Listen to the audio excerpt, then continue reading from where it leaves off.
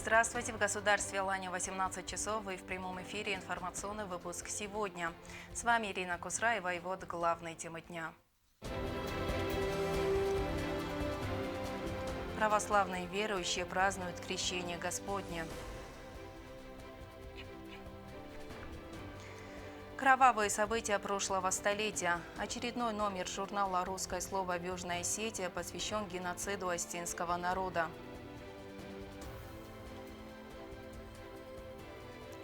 Судьбоносное решение. 19 января 1992 года в Южной Осетии прошел референдум.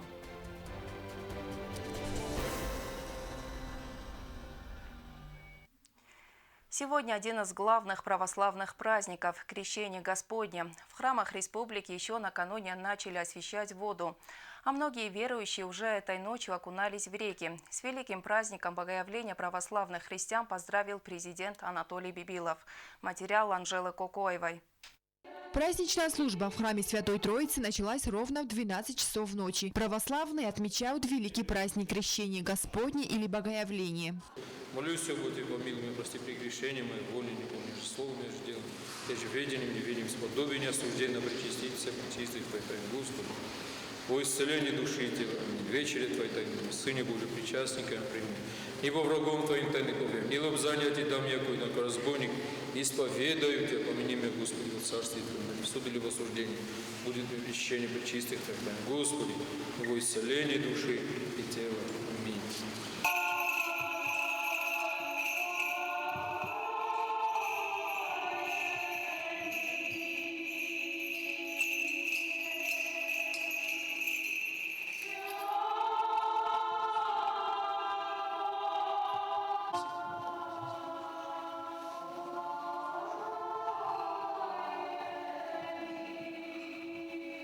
Во главе с президентом Анатолием Бибиловым службу отстояли члены правительства. В конце праздничной литургии отец Сергий совершил освящение воды на реке Малая Ляхва в селе Недменец Хинвальского района.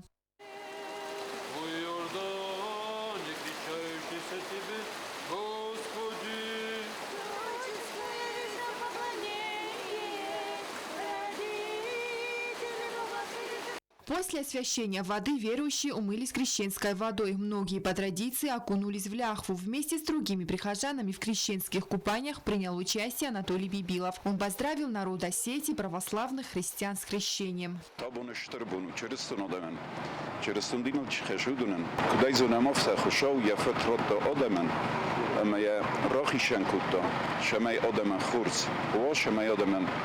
Сасомбур Расуло, Мауши Сомбун Расулжино Дермастер, Ваем Бойде, Иужинодай, Иуковдай, Иорхойдер, Иорхойдай.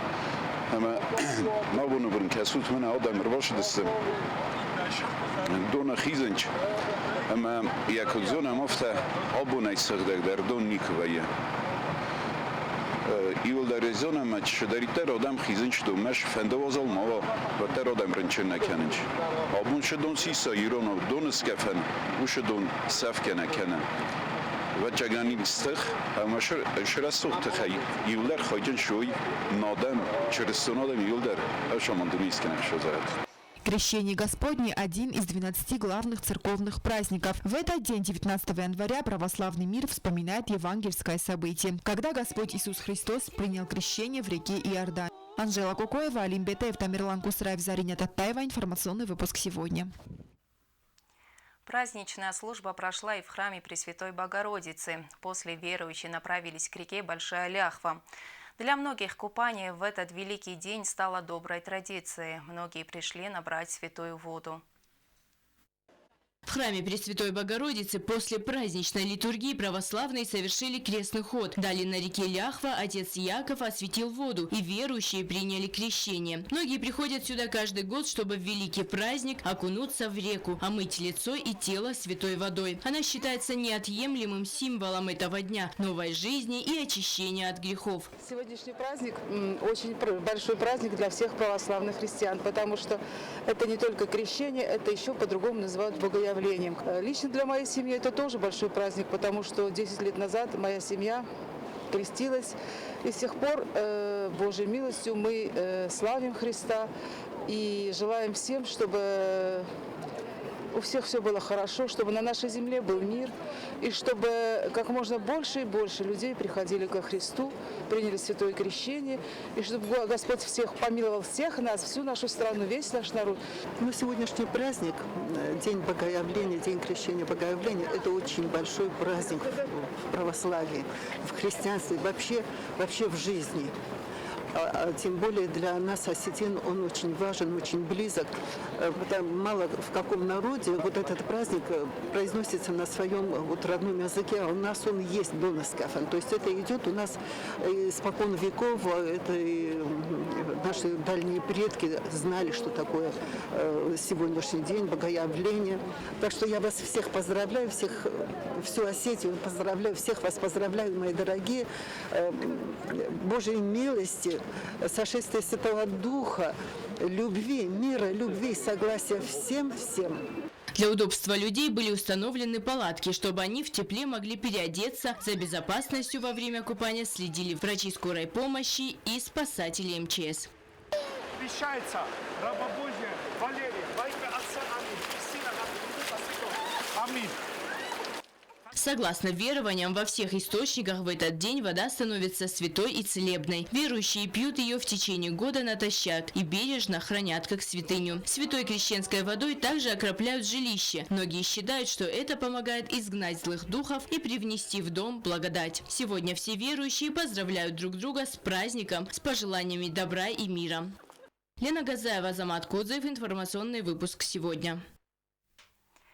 Заявив о выходе из состава Грузии и создании самостоятельного государства, в отношении Южной Осетии началась полномасштабная военная операция. Починить осетин любым способом, отнять у народа право на самоопределение. В эти годы Осетия воевала не только с оружием в руках, тогда перед народом стояла еще одна важная задача – предпринять выверенные, политически грамотные шаги, закрепить свое право на суверенитет правовыми документами. 19 января 1992 года Южная Осетия проводит референдум за независимое государство и за будущее с Российской Федерацией. Краткий экскурс в историю в материале Оксаны Джиоевой. Обращение детей Южной Осетии к верхушке страны и России. Дорогие Михаил Сергеевич Горбачев и Борис Николаевич Ельцин, от имени всех детей Южной Осетии просим вас поддержать решение Верховного Совета Южной Осетии о введении чрезвычайного положения на территории всей области. Просим вас, умоляем, спасти нас от верной гибели. Спасите нас! Хотите ли вы, чтобы Южная Осетия была независимым государством? Хотите ли вы, чтобы Южная Осетия была в составе Российской Федерации? 28 лет назад, 19 января, южные осетины сделали судьбоносный выбор. Народ Южной Осетии ответил на два главных вопроса, определяющих его дальнейшую судьбу, независимость от соседнего государства и последующее вхождение в состав России. Участники исторических событий хорошо помнят условия, в которых велась подготовка к референдуму. Грузия не прекращала боевые действия, а в эти дни обстрелы только усиливались. Южная Осетия находилась в сложной экономической ситуации, но в тот холодный январский день ничто не могло повлиять на выбор осетинского народа. С 1989 года фактически Грузия начала продолжение геноцида осетинского народа. Мы прекрасно знаем высказывания руководителей и помним высказывания руководителей, что осетин на территории Южной Осетии не должно быть. И, конечно, для сохранения этноса, для сохранения государственности, для сохранения той территории, которая есть, необходимо было принимать решительные шаги, и эту решимость как раз проявил народ Республики Южная Осетия. Я думаю, что актуальность того референдума, не думаю, а уверен в этом, что актуальность того референдума, она не пропала, она и сегодня сохраняется. Почему? Потому что считаю, что как этнос осетины должны быть вместе, и это вместе, где они должны быть в составе Российской Федерации. Мы и дальше будем предпринимать шаги, которые будут способствовать вхождению в состав Российской Федерации.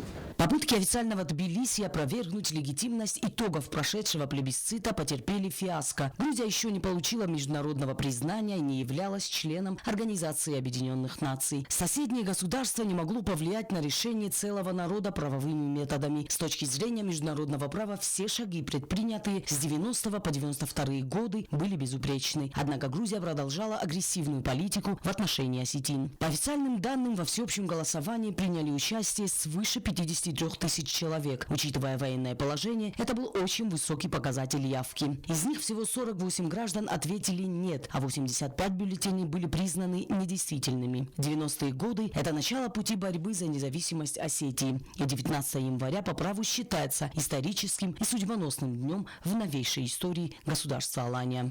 Оксана Джоева, Зарема Арсоева, ГТРК ИР. Информационный выпуск сегодня. Русское слово в Южной Осетии. Вышел в свет очередной номер журнала.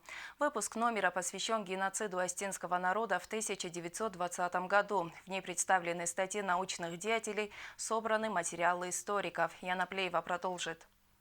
Сегодня журнал «Русское слово» в Южной Осетии представил очередной номер. Выпуск номера посвящен событиям столетней давности – геноциду осетинского народа 1920 года. Презентация журнала прошла с участием президента республики Анатолия Бибилова. Он отметил значимость издательства и выразил благодарность всей редакторской коллегии и причастным к ее выпуску. Журнал в первую очередь агитирует поднятие уровня русского языка в нашей республике и является значимым аспектом в научной среде. Я хочу вас всех поблагодарить за такую сподвижническую работу на самом деле по поднятию и уровня знания русского языка у нас в Республике Южная Осетия. Это для нас очень важно, это важно для наших детей, молодых людей. Без сомнения, я считаю, что осетинский язык должен знать каждый осетин, независимо где он проживает. Это на территории Осетии будет или где-то за границей. Я думаю, что это уже честь для любого осетина знать свой родной язык, но то, что русский язык, он необходим. Выпускаемые материалы отбираются с учетом потребностей широкого круга читателей и охватывают актуальные темы. В этом номере представлены научные статьи авторов Севера и Юга Осетии и объединены общей тематикой геноцида осетинского народа. Главная тема данного выпуска журнала – это тема геноцида. Большинство публикаций журнала посвящены этой теме. Она освещена, эта тема, в научных статьях историков Юга и Севера Осетии: Гатикоева Гиви Романовича, Пухаева Константина Петровича, Дицоева Валеры, Дзугаева Константина Георгиевича. Эта тема и воспоминания соотечественников, которые услышали и изложили для нас учителя-русисты: Валеева Роза Сергеевна, Русудан Ивановна. Это удивительно трогательные воспоминания о том, как, например, была создана вот эта легенда о Мокутумасагел. Я думаю, это с интересом прочитают и другие учителя, и все, кто хочет что-то узнать о том, как дышит и как живет сегодня Южная Осетия.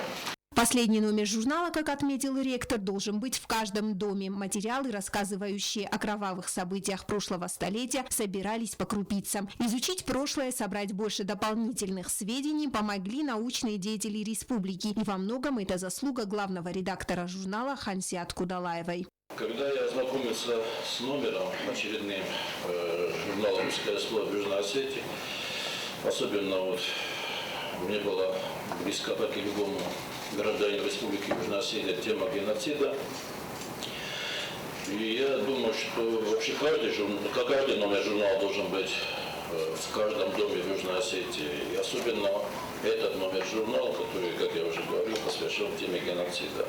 Ассоциация преподавателей русского языка работает над выпуском журнала при тесном взаимодействии с посольством Российской Федерации в Южной Осетии. В этом году ассоциация отмечает 10-летний юбилей и планирует провести конференции и круглые столы. Яна Плеева, Сармат Гузитаев. Информационный выпуск сегодня. Транскам открыт. Движение разрешено для всех видов транспорта без ограничений. Об этом сообщили в пресс-службе МЧС Северной Осетии. Дорога, соединяющая республику с Россией, была закрыта 2 дня назад из-за продолжающегося снегопада и опасности схода лавин.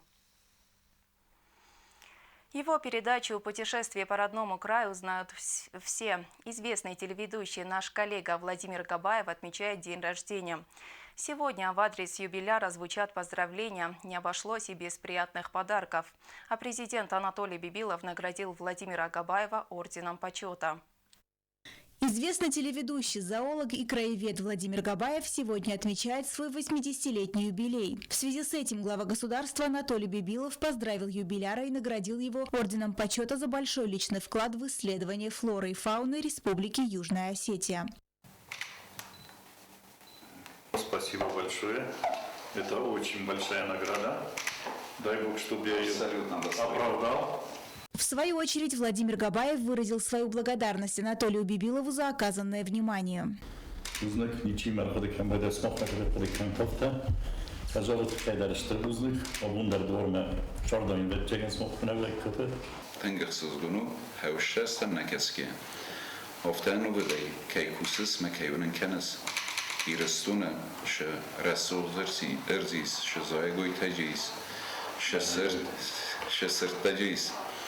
ما آخم لم بنگی کسترتن در کی ورزن کنس سعرت سبسته اما خیسترتن تا چی نودیس ارزخه بس هدونم تو کیونن کنس منه کد رسول بستن نیست منم کد رسول کم تاییس ومیدن اشتر بوزنک یو دردن آخ کنم اما فندش میدن بت آدم نمی اشتر بوزنک زهون دار خیلی تخی بت آدم نمیدن زهون اشتر بوزنک. Охраняя родную природу от экологической катастрофы, в ходе одной из своих съемок дядя Вова, как его с любовью называют коллеги и многие горожане, заразился COVID-19. Долгое время находился в больнице с 76% поражением легких. Вопреки всем пережитым ненастьям, на пенсию ведущий не собирается, так как переживает, что его некем заменить, а информацию о природе родного края в массы нести необходимо. Теперь бессменный ведущий телепередачи «Путешествие по родному краю» смотрит вперед с оптимизмом и подшучивает, что в 80 жизнь только начинается. Марьяна Чочева, Сармат Гузитаев, Тамерлан Кусраев. Информационный выпуск сегодня. Уполномоченный по правам ребенка в Южной Осетии Татьяна Цхавребова намерена приложить опыт работы в благотворительных организациях для решения стоящих перед ней в новой должности задач. Детский омбудсмен Южной Осетии рассказала журналистам о первоочередных планах на новой должности. Зарина Кочева подробнее. На повестке дня решение таких вопросов, как помощь детям с ограниченными возможностями, многодетным семьям. Необходимо создавать государственные программы по защите прав детей на законодательном уровне и закреплять их. В первую очередь детский омбудсмен намерена выехать в районы республики, посетить интернаты. Те проблемы, которые у них есть, я тоже буду узнавать, входить в курс действия. Будем работать с детьми. Я очень хочу, чтобы дети принимали очень большое участие в работе омбудсмена. В республике нет закона о мерах социальной поддержки многодетных семей. Сегодня проблемы многодетных семей решаются после их обращения в различные органы. В Южной Осетии многодетными считаются семьи, где воспитывается 4 и более детей. В России семьи с 3 детьми. Для системного оказания им поддержки, полноценного воспитания, развития и образования детей, улучшения условий проживания многодетных семей нужен закон. В ходе работы я подниму этот вопрос. Конечно, это очень хороший закон будет, когда они будут знать свои права. Да и для социального развития тоже будет очень удобно, когда они будут знать конкретно свои задачи. Да, есть такое положение о льготах многодетным, это 4 детей и более, им доплачивают больше, но все равно это не хватает, все равно эта проблема остается у многодетных. И я думаю, что что-то надо решать. На сегодняшний день в Цхинвале на учете состоят 26 неблагополучных семей. Необходимо постоянно проверять их и по возможности оказывать помощь. У нас есть 26 неблагополучных семей именно, с которыми надо работать обязательно. И я считаю, что это много для нашей республики, такое количество. Это именно в городе. А в районах меньше, конечно, единичные случаи. Бесконтрольное использование детьми интернет-пространства – немаловажная проблема. В свободном доступе находится любая информация. Тем временем у нас нет возможности четкого разграничения сайтов. У нас пока нет такого закона. И вообще пока нету такой блокировки, которая сейчас есть в России по миру. То есть там есть даже ограничения. И потому у нас доступно все, любая информация, которая может быть. Конечно, дети зависимы, очень сильно зависимы. И если бы мы какие-нибудь меры приняли по этому поводу, то, я думаю, было бы хорошо, и развитие детей тоже было бы по-другому, потому что иногда смотришь, многие школьники немножко путают, виртуальность у них путается, где они в игре остаются. Это не нравится, конечно. Агрессии много тоже присутствует от этих игр и вообще информации, которую они читают. Я думаю, что обязательно надо принимать меры какие-то по ограничению. По словам уполномоченного по правам ребенка, необходимо решать вопрос касательно строительства реабилитационного центра. В республике немало детей с ограниченными возможностями, которым приходится часто выезжать за пределы республики. Мы нуждаемся в таком центре обязательно, потому что много родителей приходило, рассказывало свои проблемы, и они постоянно выезжают с такими детьми. Это очень сложно, потому нам на месте нужен такой центр. Зарина Кочева, Рауль Кочев. Информационный выпуск сегодня. Далее прогноз погоды на завтра, 20 января.